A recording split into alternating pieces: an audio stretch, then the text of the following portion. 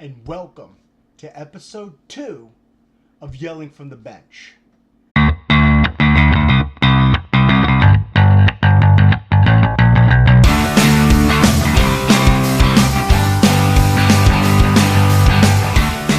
Yay! We didn't get canceled! Can you get canceled on YouTube?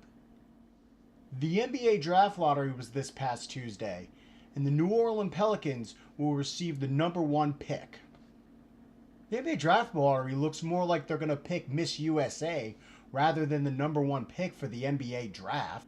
Why does a ping pong ball in a bingo cage determine the fate of a franchise? And now I've come up with some suggestions for the new way we could pick the number 1 draft in the NBA lottery.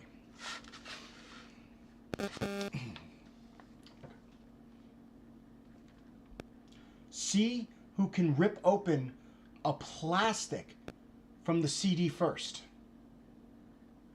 See who can get their grandmother to open an email and download a file the fastest. A dance contest judged by Shaquille O'Neal and the Jabberwockers. A game of horse played by real horses. Edward 40 Hands pie eating contest. Texas A&M hurler Infinte Jones dives to the finish line to win the 400-meter hurdle in the SEC Track and Field Championship. Maybe I'll dive like that to catch a ball, only if it's on a well-grassed backyard for wiffle ball. More than likely to save a plate of nachos. But I would never dive the way he did on a gravel track and sacrifice injury and burns like that. Infinite praise. Beyonce was offered $6 million to perform at an Uber event. Instead, she decided to take the money in equity, and now as Uber goes public, that could be worth $300 million. I'm just crazy in love with this move. I'm wondering if she was actually going to take this $6 million and then looked to the left, and maybe her agent said not to. Just imagine all the surfboards she can buy.